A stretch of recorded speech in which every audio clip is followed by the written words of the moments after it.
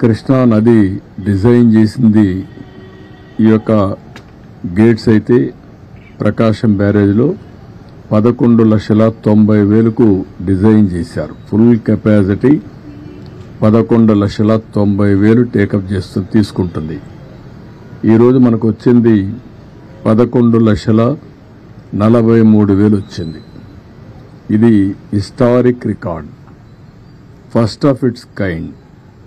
చరిత్రలో ప్రకాశం బ్యారేజ్ కట్టిన తర్వాత ఇంత పెద్ద ఎత్తున వరద రావడం అనేది మొదటిసారి.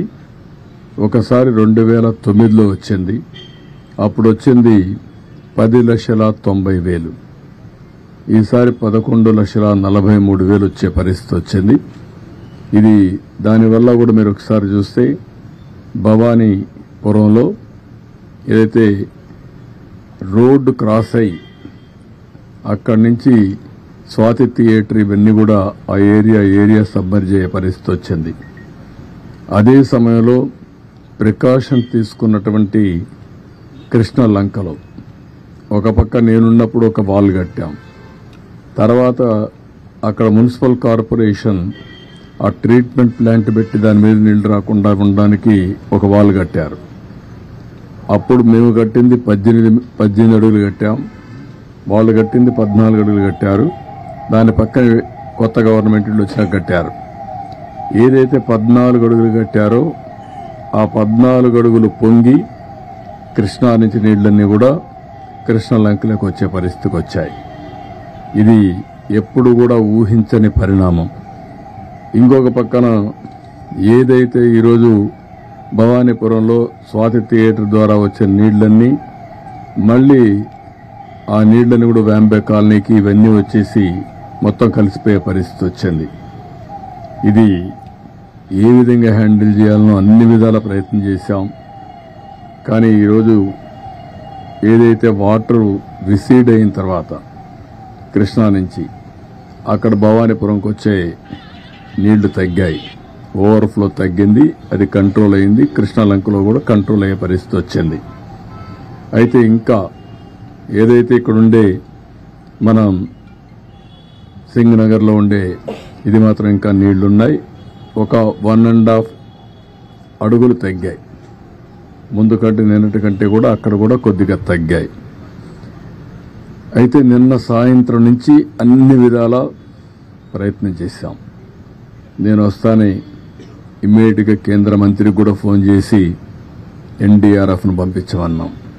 వాళ్ళైతే ట్రైన్డ్గా ఉంటారు, బోట్లు వస్తాయి, మనుషులు వస్తారు, ట్రైన్డ్గా ఉంటారు కాబట్టి ఇమ్మీడియట్గా ఆపరేషన్ దిగ్గలుతారనే ఉద్దేశంతో వాళ్ళు రమ్మన్నాం. ఇప్పటికే నిన్నటికే చాలా మంది వచ్చారు, ఈరోజు ఉదయానికి వచ్చారు, ఈరోజు కూడా కొంతమంది వస్తున్నారు. రేపు ఉదయానికి అంతా 30 టీములు, టీముకు 4 బోట్లు అంటే 120 బోట్స్తో రేపు ఆపరేషన్ చేసే పరిస్థితికి వచ్చారు. వీళ్లు కాకుండా మన దగ్గరుండే ఫిషరీస్ డెవలప్మెంట్ కార్పొరేషన్లో ఉండే బోట్లు తీసుకున్నాం. అవి కూడా ఒక 30-40 బోట్ల పైన 40-50 దాకా తీసుకున్నాం. అవి కూడా ఆపరేషన్కి పెట్టాం. ఈరోజు ఇవన్నీ చేసి చాలా వరకు కొంతవరకు రీచ్ అయ్యాం. ఇంకా చివరి ప్రాంతాల్లో రీచ్ కాలేకపోయాం. నాకు కూడా చాలా బాధ ఉంది. ఎందుకంటే ఎన్ని ప్రయత్నాలు చేసినా, ఎంత పుష్ చేసినా, అధికార యంత్రాంగాన్ని ఎంత మేమందరం కలిసి వర్కౌట్ చేసినా లాస్ట్ మైల్లో మేము ఫుడ్ సప్లై చేయలేకపోయాం. దానికి కారణం వచ్చిందంతా కూడా బిగినింగ్లో ఉండే వాళ్ళల్లో ఎమోషన్ రావడం, వాళ్ళకు కూడా అవసరం రావడం, అక్కడి నుంచి ఎక్కడికక్కడ వాళ్ళు ఫైట్ చేసి తీసుకునే పరిస్థితి రావడం, లాస్ట్ మైల్కి రీచ్ కాలేకపోవడం. ఎవరు పోయినా బిగినింగ్లో ఈ పక్క చేసుకుంటూ ఇటే రావడం జరిగింది. దీనివల్ల చాలా ఒక బాధ, మానవత్వానికి చాలా బాధేసే పరిస్థితి వస్తుంది. ఓసారి నిస్సహాయత, ఇంకొకసారి బాధ. ఎందుకంటే చాలా మంది ఈరోజు చూస్తే చాలా ప్యాథటిక్ స్టోరీస్. నేను సాయంత్రం మళ్ళీ వెళ్ళాను. నేను 6-7 సార్లైనా వెళ్ళుంటాను. నేను సకల విధాల ప్రయత్నం చేస్తున్నా. ఎట్టి పరిస్థితుల్లో లాస్ట్ మైల్కి ఇవ్వాలనేది నా యొక్క ప్రగాఢమైనటువంటి ఆకాంక్ష. ఎట్టి పరిస్థితులు చేయాలనే దృఢ సంకల్పం.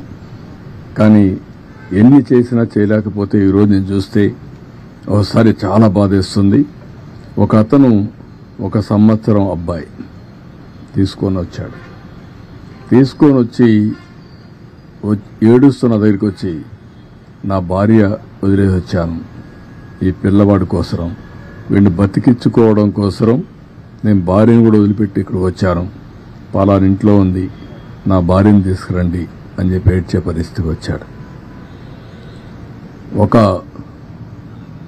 పెద్ద ఆయనైతే వైఫ్ డాటర్, మా ముందరిని ఆ వైఫ్ పెయింట్ అయిపోయే పరిస్థితికి వచ్చింది. ఆవిడ్ని తీసుకురావడానికి సమస్యలు, ముసలవాళ్లు నడవలేరు, బాగా వర్షపు నీళ్లు తడిచిపోయారు. తడిచిపోయిన తర్వాత బట్టలు కూడా లేవు, రోడ్డు మీద కూర్చునే పరిస్థితికి వచ్చారు. అవన్నీ చూసినప్పుడు ఎంత నిస్సహాయ స్థితిలో ఉన్నాం, ఎంత బాధాకరమైన పరిస్థితిలో ఉన్నాం అనే బాధ కలుగుతుంది. అందుకే ఈరోజు మళ్లీ ఆలోచించాం.